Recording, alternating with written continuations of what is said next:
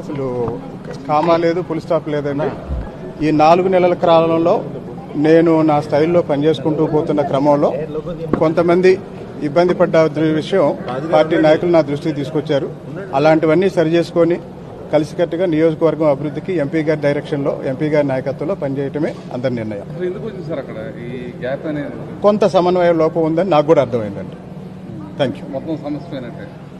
అంత కుటుంబ సమస్య అంతే. తెలుగుదేశం కుటుంబం అసలు ఇష్యూ లేదండి. Thank you. అంటే మీ పనితీరు వల్ల కానీ ఇది కానీ కొంతమందికి ఇబ్బంది కలిగిందని మీరు ఏమైనా ఫీల్ అయ్యారా?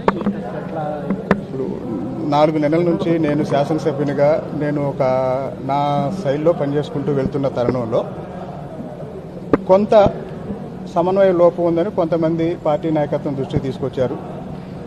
ఇప్పుడు ఎంపీ గారు, వల్ల రామయ్య గారు, ఎమ్మెల్సీ రాజు గారు, మా అబ్జర్వర్ సిట్టిబాబు గారు, పార్టీ రాష్ట్ర అధ్యక్షులు పల్లా శ్రీనివాస్ గారు అందరూ కలిసి మాట్లాడుకున్న తర్వాత ఎలాంటి సమస్యలు అయితే పార్టీ పెద్దల దృష్టికి వచ్చినాయో వాటిని కరెక్ట్ చేసుకోవాల్సిన బాధ్యత నా మీద ఉంది. కరెక్ట్ చేసుకొని పనిచేస్తానని పార్టీ పెద్దలకు తెలియజేయడం జరిగింది.